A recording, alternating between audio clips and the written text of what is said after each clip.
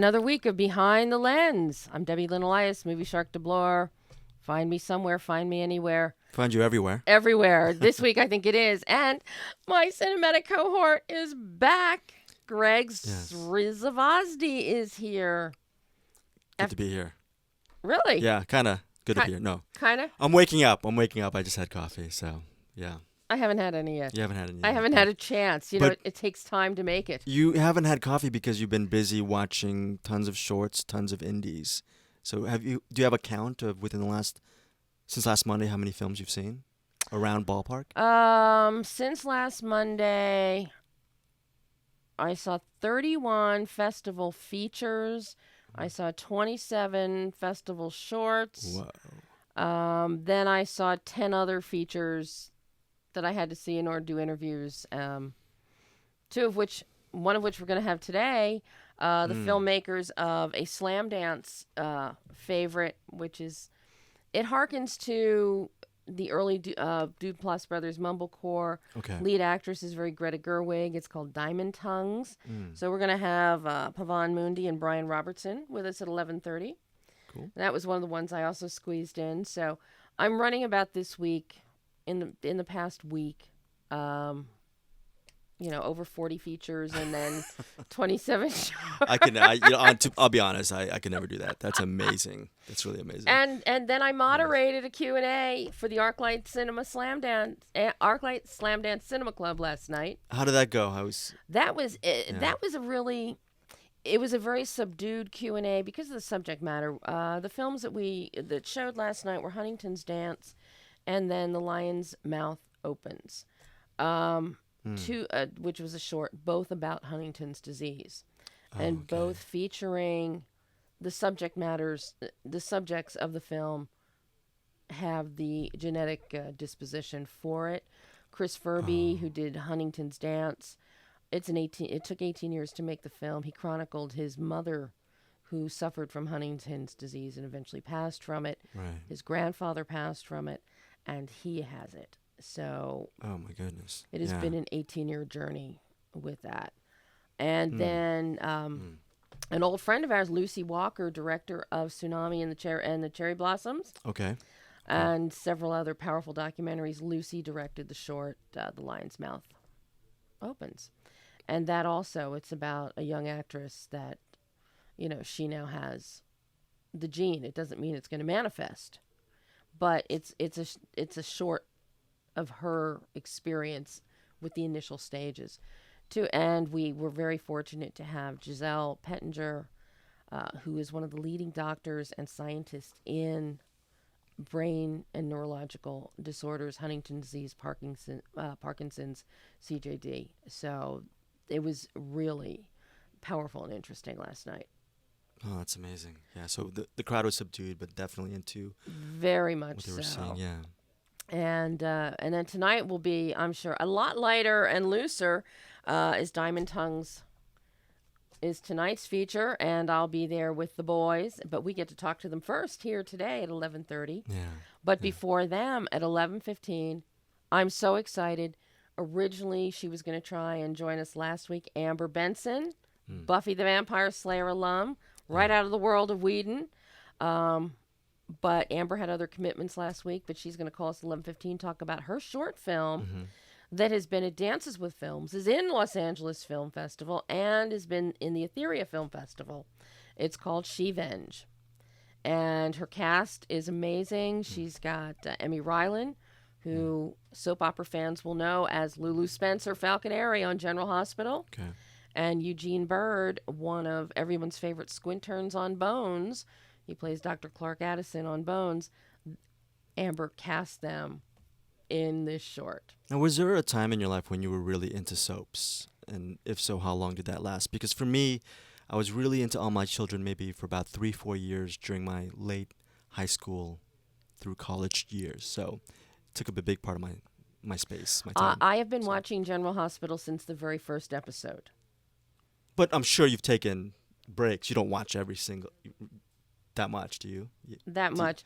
I come of the era in college where classes were not scheduled because it was the height of the Luke and Laura fame. Right, of course. And we had no classes none were scheduled Okay. during the hour that General Hospital was on. My grandmother was so obsessed with General Hospital, and a lot of the cast, Finola Hughes knows this, Tyler Christopher knows this, Tony Geary may even remember this story from years ago, and some of the younger actors. My grandmother actually walked in the doctor's office once and said, "I know I have this because Jesse on General Hospital has it." Wow. Wow. And and as it turned out, it was a good thing she did that, and that's what sparked her, because she did in fact have what Jesse was afflicted with. So your love for General Hospital came from your grandmother then? That was a direct link? Or my mother watched it, my grandmother watched it, my grandmother in Georgia watched it. Okay. That's amazing.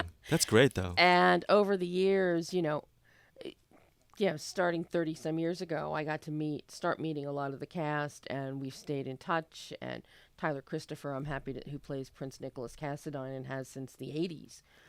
Tyler is a friend, and what's amazing is you get to grow with the actors and the storylines and the writers, that whole lineage. Yeah. That must be a great thing for you. So yeah. It's a big investment. It's a big... But that is my, as we know with my schedule, I can't watch live. Okay. So I try and do catch-ups on VOD. Okay, cool. When I can. That's awesome. That's great. Yeah. But, this is a big year for General Hospital. Now in its 52nd year, 51st year, Tony Geary is leaving after 37 years. He's announced his retirement. Oh, yeah. So they're doing a huge send-off for Tony with a Luke Spencer storyline. Jeannie Francis has now returned to reprise her role of Laura. So I know the fans are all hoping that Luke and Laura will ride off in the sunset together. So, but we'll see. But a lot of old faces. They're trying to get Tristan Rogers back. Wow. Oh, yeah, I remember that. Yeah. To reprise. Emma Sams has already shot her scenes. Wow. Returning is Holly Scorpio. Okay. So, yeah, it's a big summer on General Hospital. Nice. So, but that's behind the scenes of General Hospital, behind the lens of General Hospital. But we've also got, we're going behind the lens here. One of the things that, I'm very, very proud of that happened at LA Film Festival this weekend was the Future Filmmakers Showcase and the first annual Elias Future Filmmaker Award. Right. And I'm very proud of these. The award is created in honor of my father. The immortal Tubby himself, 59 years in broadcast television in Philadelphia at WFIL, WPVI. Very proud to be part of the Disney family. Yes, people, when you watch the video, yes, we are surrounded with Disney. No, but the award, obviously the origins came from you, but what were some of the most important lessons you learned about broadcasting and reporting? Basically, the biggest thing for me was the fact that it was just a natural part of my life. And there was always television equipment around when I was making student films, short films. I was editing and splicing reel-to-reel sound in the basement. I didn't have to make time or go find equipment or reserve a space at the film lab at school. In high school, we had an incredible television program, Colonial School District. Plymouth Whitemarsh High School, they still have a great program for television, radio, television, and film there, CITV Studios. But in my day, it was run by Ken Sellinger, who is still in the production business back east, and his son is in his footsteps. I think they do remote mobile trucks now. Oh, wow. My brother, who is at Tribune, works with them all the time and utilizes their equipment. So, but no, my dad, it was just part of my life, having access, having, an ABC owned and operated station, to go play in, to walk around in, to meet people, to expose me to some of the greatest newsmen in the business. Yeah. And you just kind of gain all that. And, my dad, very surreptitiously from small on, we'd sit and we'd watch movies together. And he'd say, all right, now, what is that? Tell me about the black and white. Tell me about the shading. Tell me about the frame. Tell me where that camera is. And not everybody, young filmmakers today, they don't have that kind of tacit mentorship. Right. So this is just a way for me to help pay it back and pay it forward. So on paying it back and paying it forward, your father was a huge movie buff then, as far as the composition of the frames? With television, film, I Okay. mean, I can't tell you, over the years when he would be home at night and they're broadcasting the news live, he would be on the phone calling the station, calling Master Control and going, no, clean that up. That camera looks really bad. Why is she wearing that color on air? So Okay. it was ingrained in him 24/7, the technical aspects of television and filmmaking. So, and it kind of rubbed off. And what's great is this award actually spotlights young filmmakers, and helps nurture their visions along the way, right? And I'm very happy that in tandem with that, starting next week, we're going to kick off a summer of fun with future filmmakers.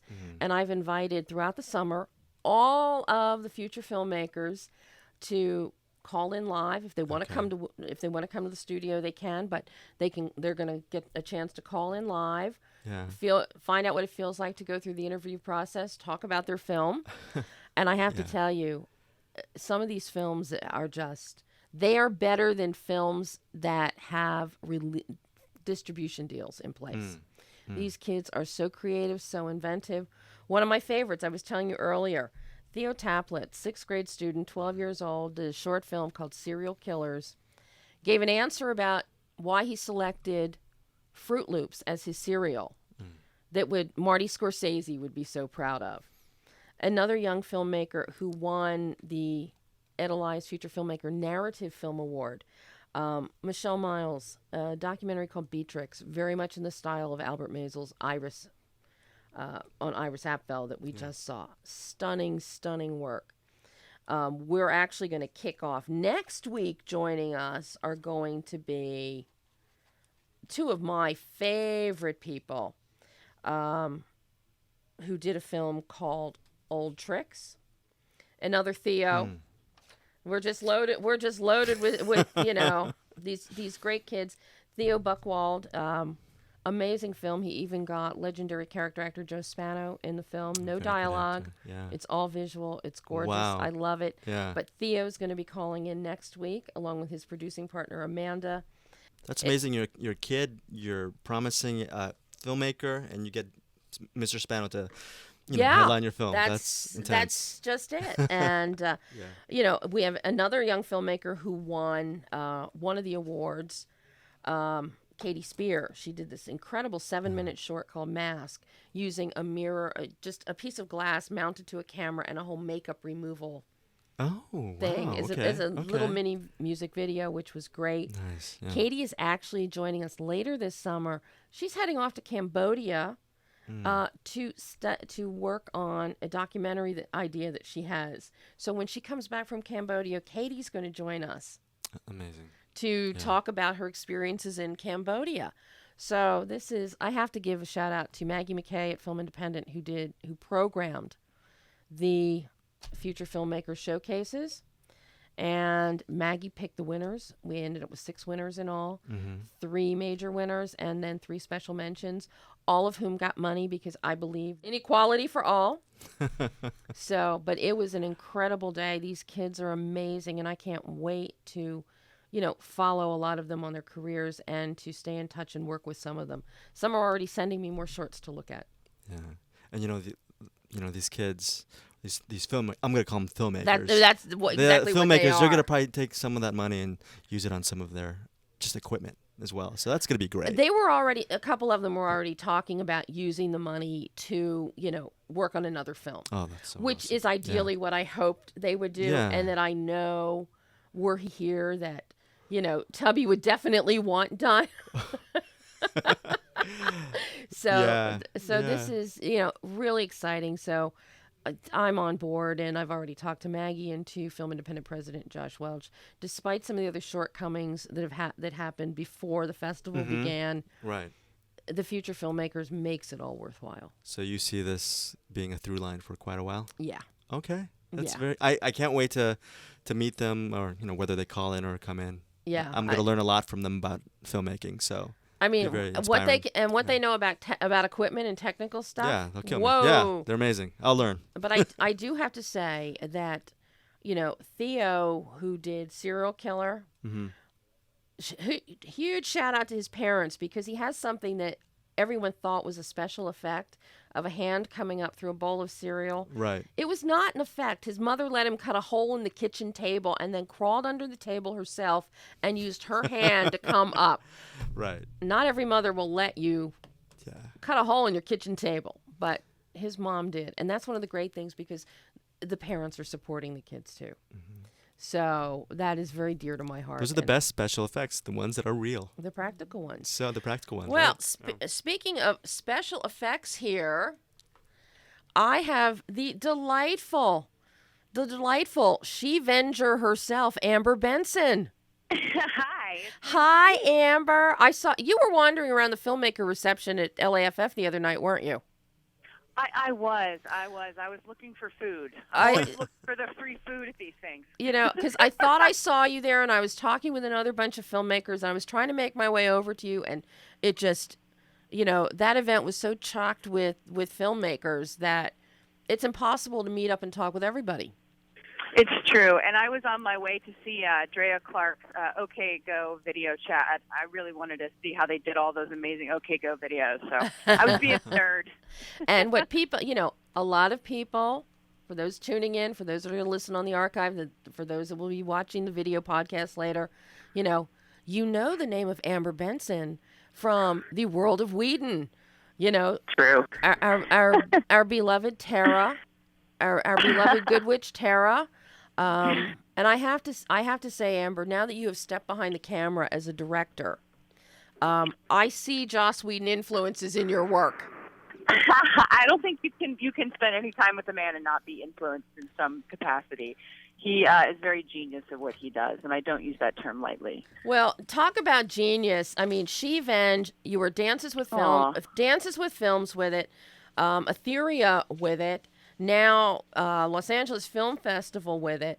And as I emailed your publicist, as I emailed to Mel, I'm in little pig heaven watching your short, because not only is it great, it's funny, it's tinged with the world of Whedon influences, but your cast, you get General Hospital's Emmy Rylan in there, and you get one of our beloved squinterns from Bones, Eugene Bird. I mean, how did you put SHEVENGE together? And for those listening, yes, SHEVENGE is exactly that. Revenge, that says it all for you folks.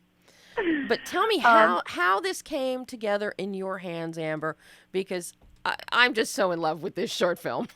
Aw, you're lovely. Thank you. It makes me really happy that people appreciate the time and effort we put into making the film. We made it on a shoestring in 3 days, and it was insane. But I was done for hire.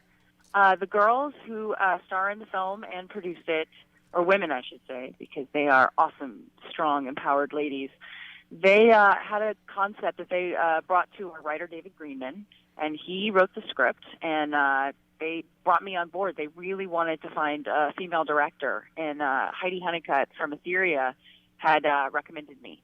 So I met with them, and I loved the short script, and I was like, I'd love to be involved in this. And that was sort of how it all came into being. And Eugene Bird and I have been friends for many, many years. When we were young actors, we were on a TV show called Promised Land together. I did an episode of that, so I've known him. The one with for Gerald, many moons. Yeah, Promised Land with Gerald McRaney. Exactly. And Celeste Holm, yes. Gerald, I actually got to work with Gerald years ago. I did some pickup work on Simon and Simon, and over the years, Gerald and I reconnect every once in a while. So, yeah. Lovely man, such a sweetheart. And Simon and Simon was a big influence on me when I was a kid. I'm a murder mystery detective junkie, so. Ooh, join the club.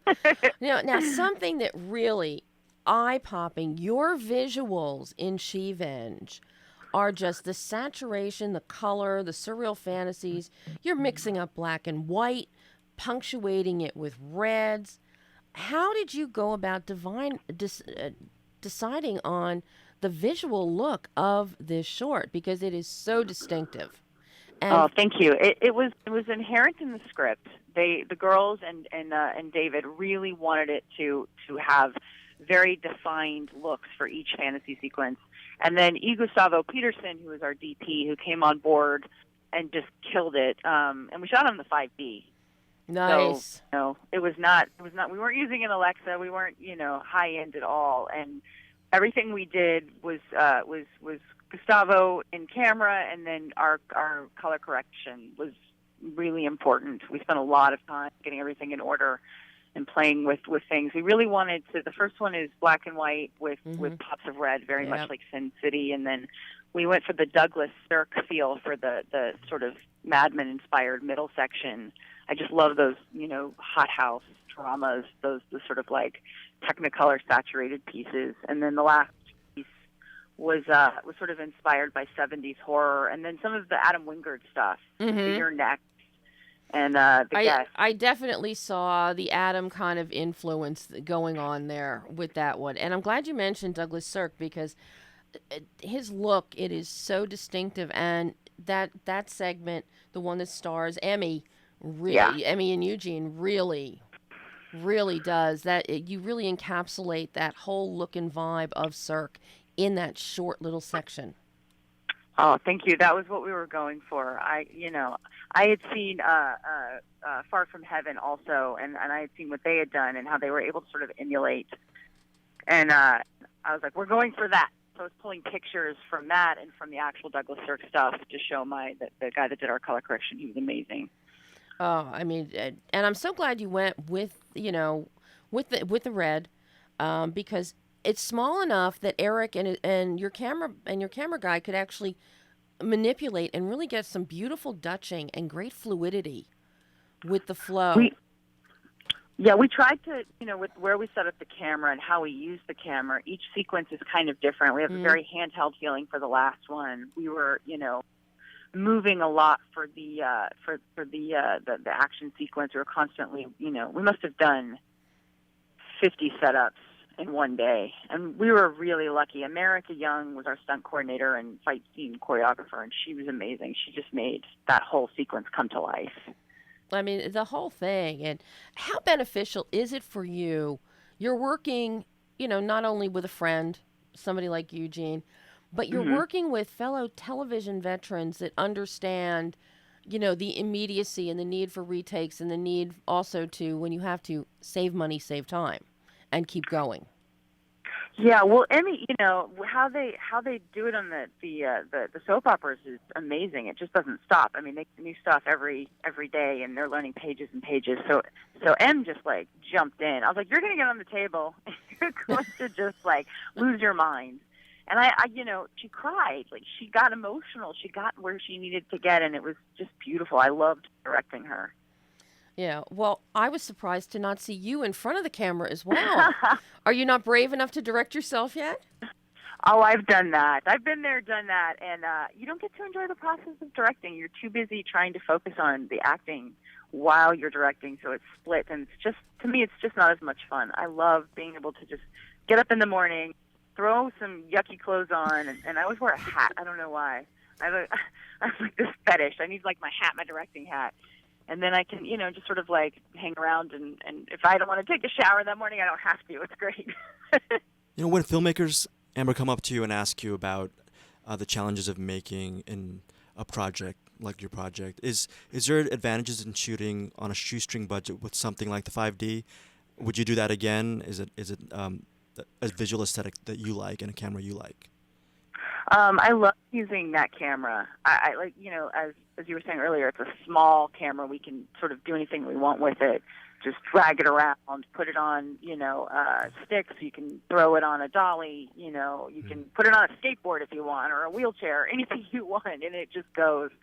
I think as an independent filmmaker, if you can keep your budget really low, it's smart business. The more you bloat your budget and the more money that's going out, the less chance you have to be autonomous. You have other people who are involved. They want to make sure the money's being spent correctly. Honestly, I would rather have the autonomy. So now, was it always in the cards for you, to move into directing? I'm a bossy type A personality, so I think directing suits me well. I love being the general in charge of an army, inspiring them and leading them into battle. That gets me off. It just makes me really happy, and to be able to pull the things I see in my head out and collaborate with other people to bring them into to fruition it's like Joseph Campbell says, follow your bliss, and directing is following my bliss. Oh my God. What, as you sit and you look back on the time that you spent under the wing of Joss Whedon, what do you think about Joss influenced you the most when it comes to your directing? Not your acting, but your directing. I think the thing that I took away most from Joss was have a vision and see it through to the end. Don't let it get manipulated by other people. Stay true to what you see in your head. Mm-hmm. And I think that's the beauty of Buffy, is that it is fully an envisioned world that comes right out of his head. It's not played around with by studio executives and by producers, and he brought in people that he respected and trusted, and they worked together to create this amazing world, and he did it his way. And what, you know what I mean? Absolutely. And it's funny because Drew Goddard, he came and he picked up the mantle from Joss, and then in some of the final seasons of Buffy, and then went on with Angel, and Drew stayed true to that same vision as well. Yeah, I mean, I just saw Jane Espenson at Theria. She got the Inspiration Award, mm-hmm. and it was really interesting to hear Jane speak, because she isn't interested in being like the figurehead. She wants to take someone else's vision and bring it to life. And that was what was so wonderful about, working on Buffy, is that we could all do that, whether it was me or Jane or Drew. Everybody was there to fulfill one person's vision. And I think that's really important to realize, that when you start splitting things up and you have, 50 people trying to tell you how to tell a story, it gets muddied, and Buffy was unmuddied. Mm-hmm. Very, very much so.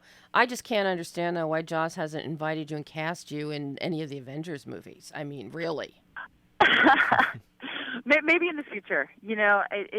It's fun to see how amazing his career has sort of become. How he's not just in television anymore. He's sort of branched out into every other medium possible to get to. Joss, it blows my mind. He's going to rule the world one day. We all know this. But yes, and he'll make us all iambic pentameter once he rules the world. Just so you know, he's obsessed with Shakespeare. Now, something else that stood out to me about SHEVENGE, that on a short film, so many people would have overlooked your scoring. What you got from Greg Butler, that scoring is so fantastic. Oh, thank you. Yeah, he's super talented, and we had a lot of fun going. And Don Money, who was one of our producers and also our editor and post-production supervisor, because you know what it's like on a tiny shoestring budget. Everybody wears 50 hats.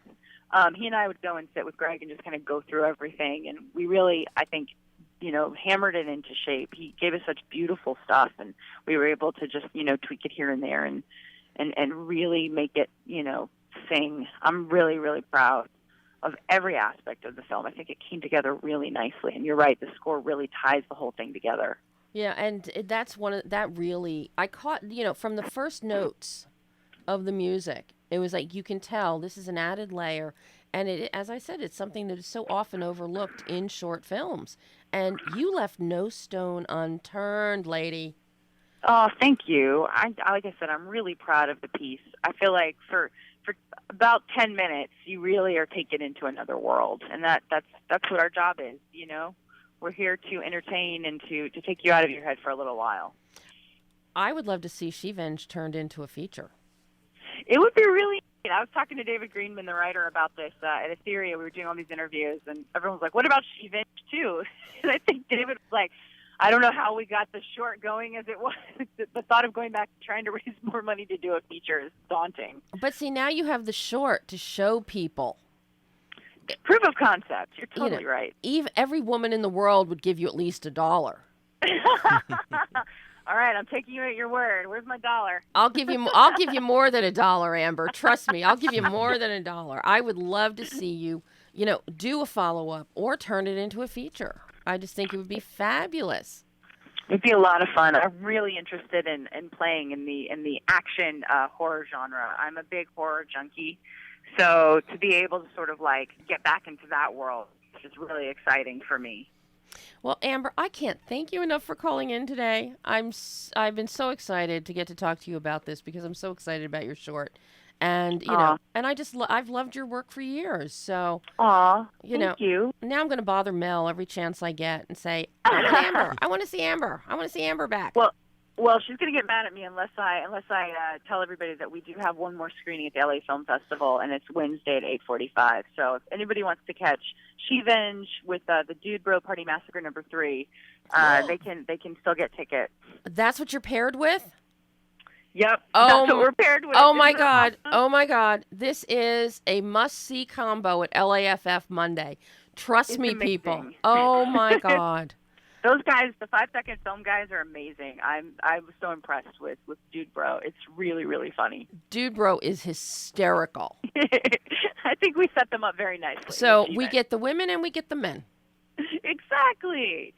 Equal opportunity. Amber. That's right. Amber, thank you so much. And maybe I will even get to see you Wednesday night at the fest. I would love that. Find me. I'll will. Food. And if not, I'll walk around with a tray just for you.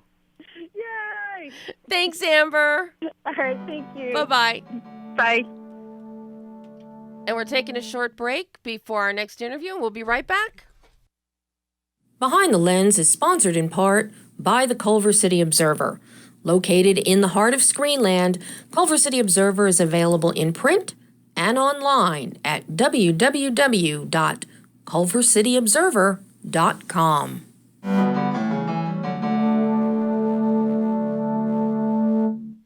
And we are back with Behind the Lens. Fun-filled morning so far. Amber Benson. That's good. Yeah, good. Buffy fans out there, get over to LA Film Festival Wednesday night. You can see her latest directorial short, SHEVENGE, at LA Film Festival. So, and now, joining us, we now have those silver-tongued devils from Diamond Tongues. Welcome, boys. Hey, how are you? Fine. How are you doing? We've got Pavan Moondi and Brian Robertson here. How are you guys doing? Well, we're doing fine. I was finer after I saw your movie for the first time. I've now watched it 3 times. Really? Really? Well, you know, I have to torment you tonight in the Q&A at the ArcLight too. So I have to be prepared. Yeah, we're looking forward to that. You know, hopefully we're going to have a big crowd out there tonight because, this is a fun film. And I was telling Greg earlier today before we went on air that, what I love about this film is you get that sense of the early Duplass brothers. Your lead actress, Leah Faye Goldstein, she could be a Greta Gerwig clone. If you can't afford Greta, hire Leah. Just amazing sense of comedy, a unique comedy style. Talk to me about what Diamond Tongues is and how you came up with this lovely concept. Well, I mean, I guess it's worth noting that this is the first film that Leah's ever been in, actually. She's not an actress. She's a musician. She performs in this band called July Talk, which is a rock and roll band from Toronto. And Pavan and I saw them perform at a festival party 2 years ago. And we had written a script, or Pavan had written a script, and we were looking for our lead actress, and we were kind of like talking to a lot of different people. It just wasn't working out. And we saw her performing, and she was just incredible. And we knew pretty much instantly that we had to convince her to be in this film. So we talked to her, and I guess it was pretty easy to convince her, right? Yeah, I mean, we offered her the part kind of at the end of the concert, so we never even auditioned her or anything like that. We just kind of gave it to her and hoped that she could act, and she ended up doing a good job. Well, trust me, whatever it took to convince her, it was well worth it because she's luminous. And as I said, her sense of comedic timing is impeccable. And I think a lot of that probably comes from the fact she is a musician, so she has that rhythmic sense. Yeah, it was important for us. Well, I mean, we've worked with musicians in the past, and I think it's really beneficial in that if you don't have a lot of time to work with your actors, you end up working with people who are performative anyways, and they get really comfortable sort of in front of the camera really quickly. Mm-hmm. Well, one of the great standouts of this film is your visual tonal bandwidth. And I've got to give a huge kudos to your director of photography, your cinematographer, Peter Dramanis. Amazing job. What was your thought process in working with Peter to come up with the beauty of your visuals? They're light, the framing is beautiful, and you keep this very upbeat note through the whole film thanks to the visual. Yeah, he's in a band with Leia, so they're both the singers in July Talk, and he's also a cinematographer. And so we ended up bringing them both on board because we thought that it would make Leia more comfortable to have a close relationship with the guy behind the camera. Mm-hmm. But he's also we had seen music videos that he had shot that were just made on really small budgets but looked beautiful. And we really wanted to rely on a lot of practical lighting or lighting a lot of rooms and to try to give it a natural feel, but then at the same time have these kind of sequences that are a little bit more stylized and a little bit more visually engaging. Mm-hmm. So that the film, I think we wanted it to have kind of a fast pace to it, and I think we use music a lot and montages a lot to kind of feel like it's always moving forward. Mm-hmm. Even if from a plot point of view, it's a relatively it's a small story that I think hopefully should feel bigger than it is. It doesn't, and so much of that, it's also credit to Leia, and I mean she is luminous on camera, and the nuance that she brings to her facial expressiveness and the way just a tilt of her head, just adds so much to certain scenes, and it does make everything larger than life in some respects. Now, you guys, how exciting was it for you when your film ended up in Slamdance? Uh-oh, I think we lost them. On the line. Oh, there they are. Oh, yeah, perfect. Sorry about that. We don't know what happened there. Are you playing on cell phones? We're not playing. No, we're not playing. I was asking you, the film, you come out of Canada and you come down to Slamdance. I know Slamdance, Peter Baxter, very excited to have the Canadians in Slamdance. How exciting was it for you to have Diamond Tongues accepted into Slamdance and then to see how well it was received? It was really exciting. When we submitted to the festival, we were almost convinced that we weren't going to get in, and so we were completely surprised to be invited to screen the film. And it's always hard, I think, making films in Canada and trying to get them some visibility here. Mm-hmm. And I think the second the film was announced as part of Slamdance, it really helped elevate the film's profile and get it on people's radar, and in a way that we never would have been able to do if we had played a festival that doesn't have kind of the track record and the kind of history of discovering independent filmmakers that Slamdance has. Mm-hmm. Well, one of the great things about Canada, though, Canada really gets behind its independent filmmakers. True?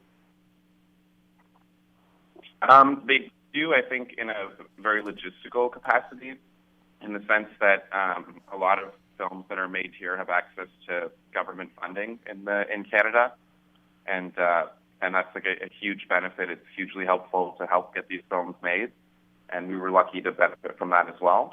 Mm-hmm.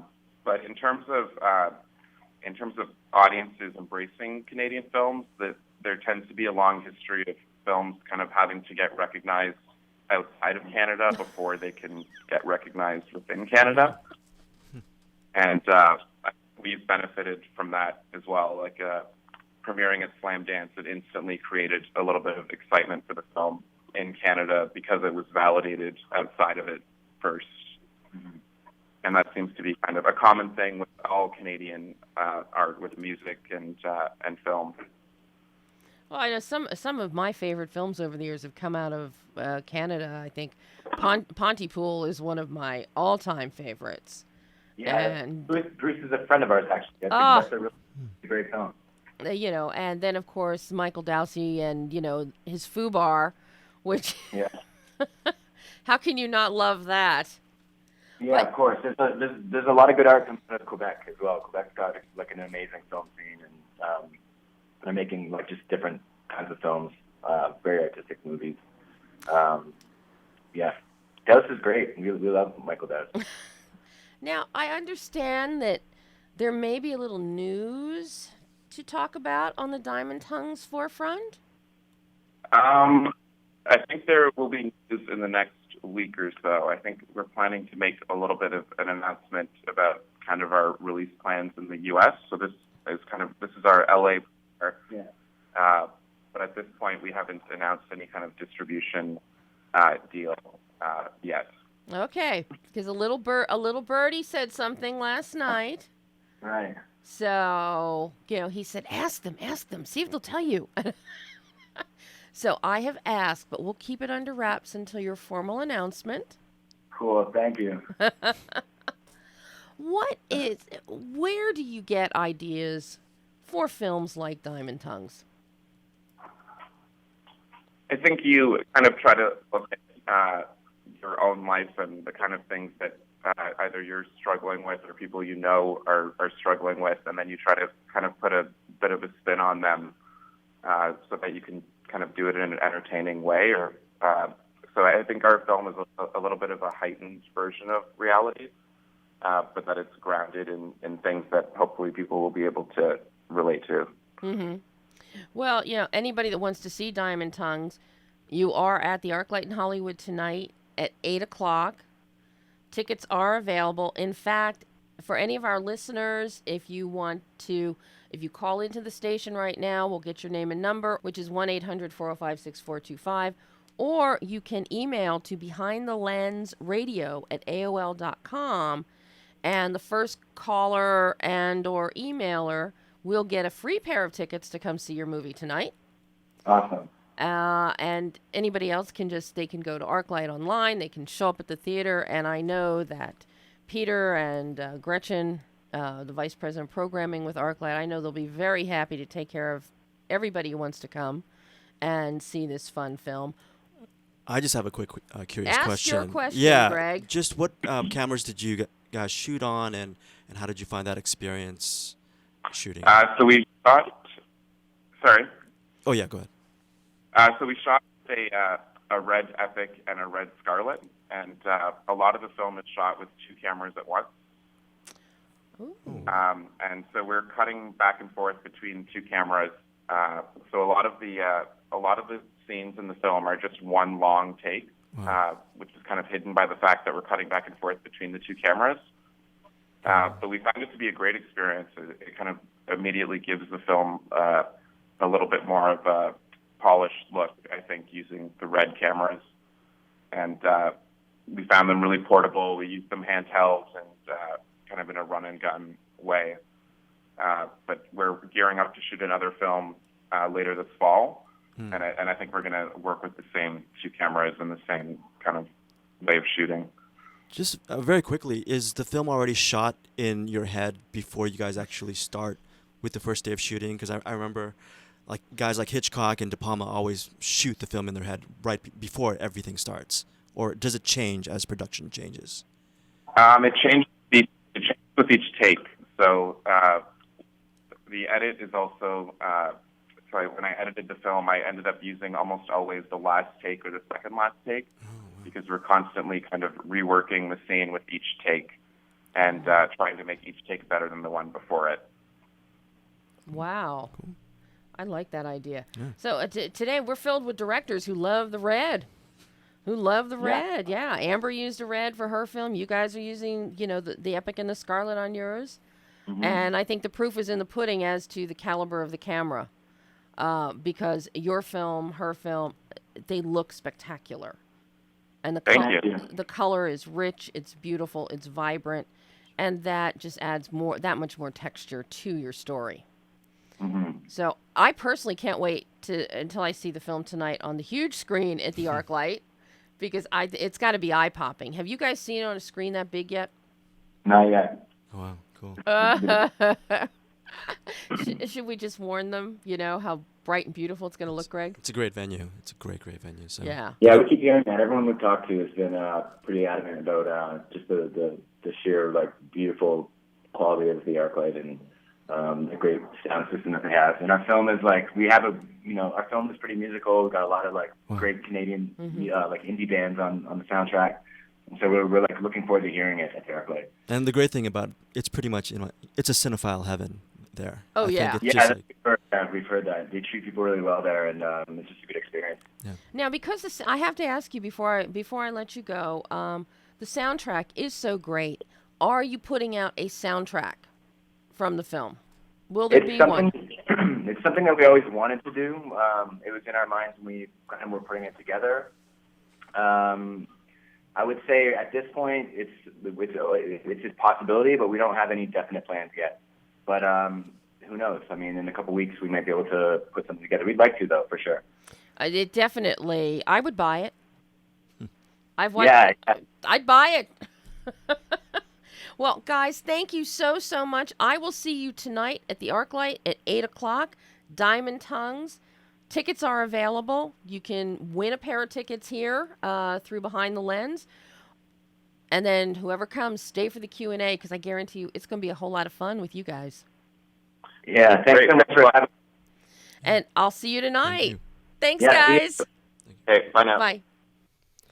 So. I have to see that movie. You have to see it. You should come tonight. Oh. You can come for free. Yeah. You can come for free. I'm a hermit, but yeah. So. Yeah. You talk about Me and Earl and the Dying Girl.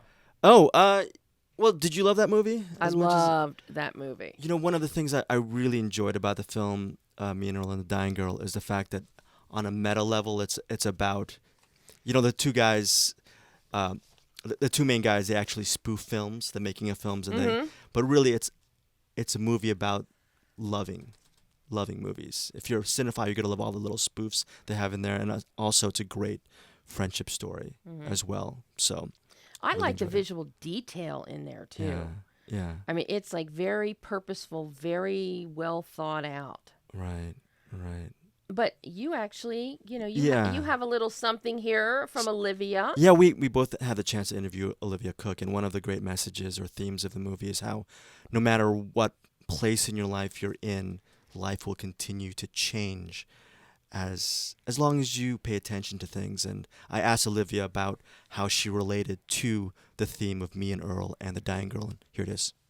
It really was, and it's completely reassuring as well that, you don't completely vanish off the face of the earth. And especially doing my job, hopefully if I make good movies, that people if after I'm gone, people are still going to, watch these movies and keep my memory alive. And I'm going to watch movies of my friends after they've gone, and that's me keeping them alive. And you learn, and just reading books, you're keeping the author alive, and it's such a reassuring thing that you don't know you're not completely forgotten. And I think I needed that because I was hit by mortality at 18, and I was like, oh God, I could die tomorrow. And you don't really think about that. But then I left home, and I was like, I don't have the comfort and the reassurance of my mother there anymore, which sounds very I'm very immature. But then I was suddenly gripped by this panicky feeling that something could happen to my mum, and I wouldn't be able to get there in time. But then I feel like if it's inevitable, it's going to happen to everyone, and you don't really think about that until you kind of faced with it. And I think I needed that to just be reassured in a way. So on one end, it's about life changing, but also, for the purposes of Behind the Lens, the great thing about this show is we're always exploring different facets of cinema. Cinema is never just kind of, it's not something that just stays in place. It's consistently changing. And as long as you're a fan of cinema, you'll see so many new directions before you that you can take on. Like Amber says, you have to follow your bliss, and if your bliss is cinema, it's a great thing. Yeah, so, very much so. Yeah. Well, we're gonna shake things up, and we're gonna totally mess with our sound engineer Brian's, game plan here. And we're going to jump ahead to Inside Out because it opens on Friday. It is the best feature of the year. This should get really. This is best animated feature, and it's definitely right now a hot contender for best feature.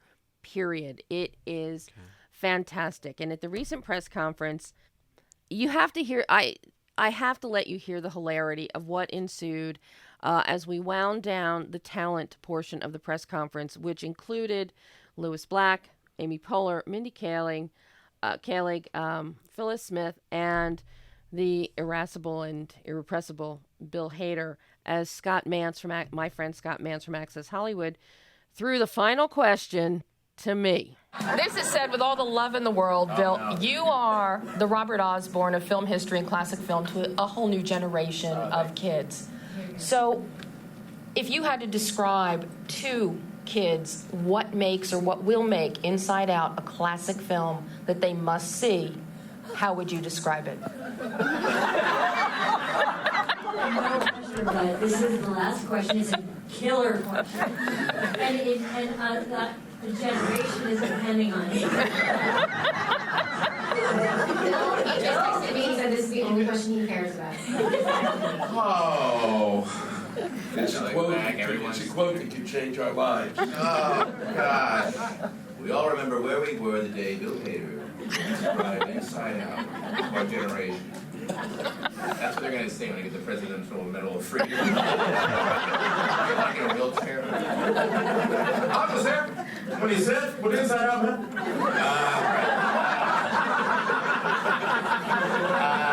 Well, they're making a great film for children. I think what's so great about this movie is that they chose to make a film about a time in your life that we all have to go through. You go from being young, and then you start to go, when you're an adolescent, and things start to change, and things start to get hard for you. And a lot of normal movies don't talk about that. I wish I had that growing up, because I would go through that, and you look for answers, and you think you're the only one going through this thing. And they did it in this film in such a beautiful, fantastical way, and so that's why you have to see it. It's a movie I wish existed. My life would have been a little easier if this movie existed when I was a kid. How's that? And that was a heck of an answer from Bill. Would your life have been a little bit easier if you saw this movie as a kid? No. Okay. It would have just been a lot more fun. Okay. With the beauty and the joy of the emotion of joy as voiced by Amy Poehler in Inside Out. Oh, okay. So. But, and hand in hand with that, I got to sit down for exclusive with Jonas Rivera, the producer of the film. Okay. And Jonas is he follows in the footsteps of John Lasseter. He works in tandem with Pete Docter, who directed Inside Out. And I got a chance to talk to him on the technical end, but also because emotions, Inside Out is all about emotions and the 5 emotions inside the head of an 11-year-old girl. Right. But what's very interesting is through Pixar's history, in Pixar films, we have characters that are front and center, and others get relegated. Each of the emotions here is treated with the same amount of equitability, either with time on screen or through dialogue. So I mentioned it to Pete in the press conference, but then Jonas and I talked in more detail. So I'm glad you said that. And our editor, Kevin Nolting, deserves a lot of credit because I think he really made sure that the film was load balanced, not only narratively, but in terms of the entertainment value and who said what. But even, I was talking to Lewis, because Lewis is so funny, and anger is such a show-stealing. Like, my kids love anger and all that. But even the line, he has a great line in it that I didn't expect from him, and it's just a simple, when it's all gone bad and there's nothing they can do, and Lewis says, "What have we done?" And he says it in this it's like you get that he's not just pissed off all the time. He cares about Riley, right? It's self-horror. Yeah, it is, and it really got me last time I saw that. Then it was when you said that today. That's what I thought of. Like, yeah, I'm glad that's we tried to give them all a shade to. They're all on one level, one note, and funny, but we hope on another level, they're all in service of Riley. And if you care about Riley, then you care about them doing a good job, as they do, right? And once you see the film, have you seen it yet? I haven't seen it, no. You better see it. Yeah, I missed a couple of screenings. I think I might actually pay some hard-earned money. This is worth hard-earned cash. Okay. And I think we have time for one more clip where Jonas expounds further about the editing and finding the emotional beats.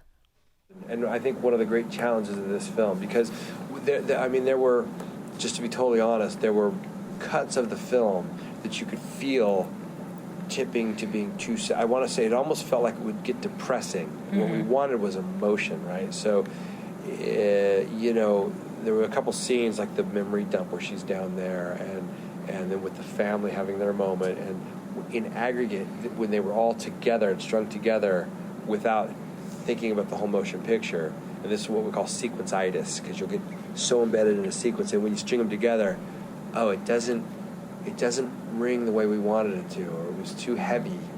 And so Kevin Nolting went in and he I couldn't even tell. Some of it is minuscule. It's amazing. Pete's such an animator. He'll say things like, I think we need to take 2 frames out of that shot. I'm like, oh my God.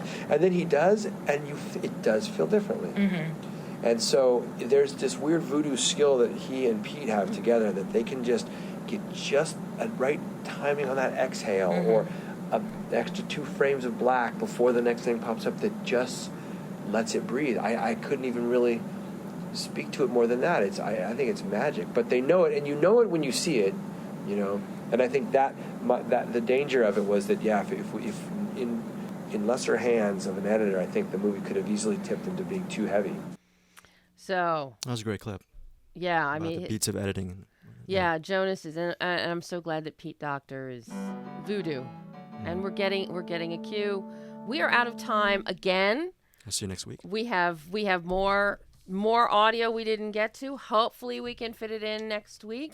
Next week we will have one of our future filmmakers calling in to start our summer of fun with future filmmakers and other stuff. And I don't even know what it is at this point, because I think I've been up for 150 hours with 2 hours sleep over the past week.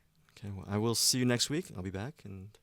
Well, it'll be lovely to have you back. Okay. So everybody, tonight, still, email behindthelensradio@aol.com if you want a chance to win tickets to ArcLight Slamdance Cinema Club screening tonight of Diamond Tongues. Tickets are still available at the box office, and hope we see you there.